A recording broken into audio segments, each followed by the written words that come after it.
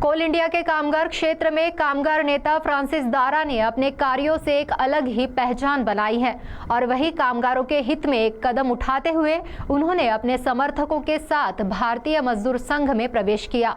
प्रवेश के पहले सीटीवी के साथ की गई बातचीत में उन्होंने अनेक बातों का जिक्र किया।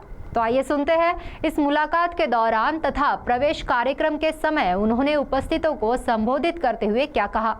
कामगार नेता फ्रांसिस दारा ने 25 जून को चंद्रपुर क्षेत्र के अपने समर्थकों के साथ भारतीय मजदूर संघ बीएमएस में प्रवेश किया और यह प्रवेश का कार्यक्रम दुर्गापुर शक्तिनगर के ऑडिटोरियम में रखा गया था।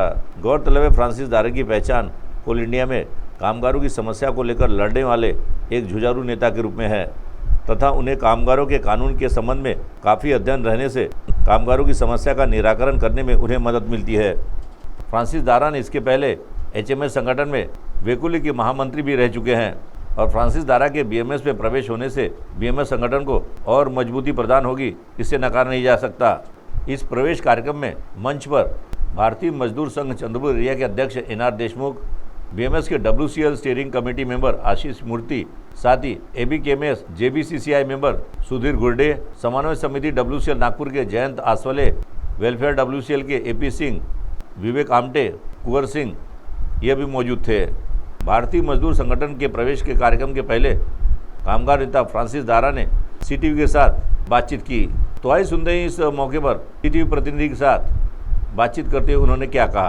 आप अभी आईटक से बीएमएस में प्रवेश करने वाले और आपके साथ में कई सारे आपके साथी लोग हैं, तो आईटक छोड़ने की वजह क्या? जी, इस वजह को समझने के लिए थोड़ा सा पीछे हम चलते हैं।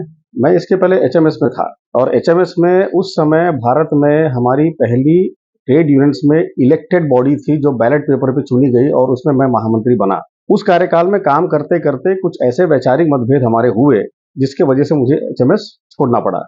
लेकिन उसके बाद में पहला प्रेफरेंस एचएमएस छोड़ने के बाद में हमारा बीएमएस ही था, क्योंकि बीएमएस एक मजबूत संगठन है जहां पर रोटेशन की पॉलिसी है, जहां पर किसी एक पदाधिकारी को दूसरा टर्म अगर लेना है तो उसके काम के दम पे लेना पड़ता है, सिर्फ सत्ता और अधिकार के दम पे वहां पर दूसरा टर्म नहीं मिलता।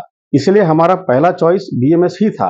लेकिन कुछ कारणवश हमारी जो बातचीत हुई वो एक सफल बातचीत नहीं हो पाई, तो हम लोगों ने आईटक में प्रवेश किया। आईटक में आने के बाद में भी यहाँ पर वेकोली स्तर के मुद्दे हैं, पदाधिकारियों का चयन है और जो रिटायर्ड लोग हैं जिनको कहेंगे आप कि जो पद पे हैं, जो एक्टिवली काम कर रहे हैं उनसे कोई दिक्कत नहीं है, लेकिन जो एक्टिव नहीं है उसके बाद में भी काबिल लोगों को उनके रहने की वजह से पद नहीं मिल रहा है। इसमें बहुत सारे काम हमारे पीछे हो गए और कामगारों के काम करने में हमें बहुत सारी दिक्कत हो गई। दूसरी सबसे बड़ी बात यह है कि एआईटीयूसी में पदाधिकारी प्रबंधन के बोलने पे किसी अपने ही पदाधिकारी को पद से निकालना और उसे भरी सभा में अपमानित करना, ये एक बहुत गलत चल मैंने देखा, जिसके वजह से हम लोगों ने अपने साथियों के साथ में आईटक छोड़ने का फैसला कर लिया। बीएमएस में आप जाने के बाद में कामगारों के लिए आपकी मंशा क्या है? मैं एक बात समझता हूं कि पांचों संगठन भले ही सैद्धांतिक रूप से और संवैधानिक उनकी ढांचे में अगर देखा जाए तो अलग अलग होंगे, लेकिन मूलतः सबका एक ही काम है कि कामगारों के मसलों के ऊपर में काम करना। बीएमएस आज पूरे भारत में बहुत बड़ी तादाद में उनके पास मेंबर्स हैं। उनके पास में सरकार तक पहुंचने का एक बहुत ही स्ट्रांग माध्यम है। वो एक्टिविटीज में, यूनियन एक्टिविटीज कहिए, कामगार कल्याण की एक्टिविटीज कहिए, उसमें साल भर कुछ ना कुछ उनका चलता रहता है, जिसकी वजह से हम लोग भी इस कार्य प्रणाली का भी हिस्सा बनने के लिए अपनी क्षमता अनुसार वहां काम करने के लिए कामगारों के लिए वहां जा रहे हैं, क्योंकि कोयला उद्योग फिलहाल बहुत बुरी स्थिति में है। और बीएमएस जैसे संगठन को मजबूत करना तो नहीं कहूंगा मैं, लेकिन उनके कार्य प्रणाली में मेरे पास जितनी शक्ति है उसको देकर उनकी शक्ति को बढ़ाने के लिए और कामगारों के समस्याओं का निराकरण करने के लिए मैं वहां जा रहा हूँ। जी, आज सिर्फ चंद्रपुर क्षेत्र के कामगार यहाँ पर प्रवेश करने वाले हैं और जहाँ पर उपलब्ध हैं यहाँ पर तो 150 से 200 लोग यहाँ चंद्रपुर से आज प्रवेश करेंगे। फिर इसके बाद में हम लोग बलारपुर, वणी नॉर्थ, माजरी, उमरेड, पेंच, कनान, पाताखेड़ा और नागपुर यहाँ पर भी जाके लोगों को प्रोत्साहित करके बीएमएस में जुड़ने के लिए हम लोग आह्वान करेंगे। इस कार्यक्रम में मंच पर मौजूद मान्यवरों ने उपस्थितों को संबोधित किया। वहीं इस मौके पर डब्ल्यूसीएल के स्टीयरिंग कमेटी मेंबर आशीष मूर्ति ने अपने मनोगत में स्पष्ट रूप से कहा कि बीएमएस किसी राजनीतिक पार्टी से संबंधित नहीं है और यह संगठन काफ़ी पुराना है। बीएमएस सिर्फ कामगारों के हित में काम करती है और यह संगठन कामगारों के हक के लिए संघर्ष करने वाला संगठन है। तो आइए सुनते हैं इस मौके पर उन्होंने और क्या कहा। आज हम लोग जो उद्योग के शेयर होल्डर्स है, स्टेक होल्डर्स है, जो मेन धारा के रेगुलर एम्प्लॉइज है, हमारी संख्या दिन प्रतिदिन बढ़ते जा रही है। आज हम लोग 2 लाख के करीब आ गए हैं। एक तरफ से संख्या बढ़ने कम और इस उद्योग में हमारी भागीदारी भी ना के बराबर हो रही है। पिछले बार 2000 के प्रोडक्शन में, ओवर हाईएस्ट प्रोडक्शन में इस कोल इंडिया में, मैं आपको फिगर्स बता रहा हूँ, अगर हमने 100% प्रोडक्शन किया है तो उसमें 82.something% हमारे समकक्ष में, हमारे साथ काम करने वाले ठेका श्रमिक भाइयों का है। इस उद्योग में 82.something% भागीदारी ठेका श्रमिक भाई की है, तो बचा कितना? 17.something भागीदारी पिछले वर्ष के आंकड़े है हमारी बची है। आज अगर इस सरकार की इस प्रबंधन की मंशा चली तो आने वाले 2-3 सालों में, 4 सालों में हमारी भागीदारी दिन प्रतिदिन कम हो जाएगी। अरे पिछले साल 17% थी, अब देखते जाएंगे इस साल कितनी होगी। इनका मंशा चले, इनका बस चले तो 17 के बाद 10, 10 के बाद 5, इधर से संख्या बढ़ने की हम लोग काम हो रहे और इधर हम लोग भागीदारी में भी उद्योग के काम हो रहे। आज हम लोगों को उद्योग में हमारा अस्तित्व बचाने का समय आया है। एक और जिसकी भागीदारी 80% के ऊपर है, उसके साथ शोषण क्या हो रहा है, आंख में पट्टी लगाकर देख रहे साथियों। लेकिन भारतीय मजदूर संघ ने उनके लिए भी बिल्कुल बजा दिया है।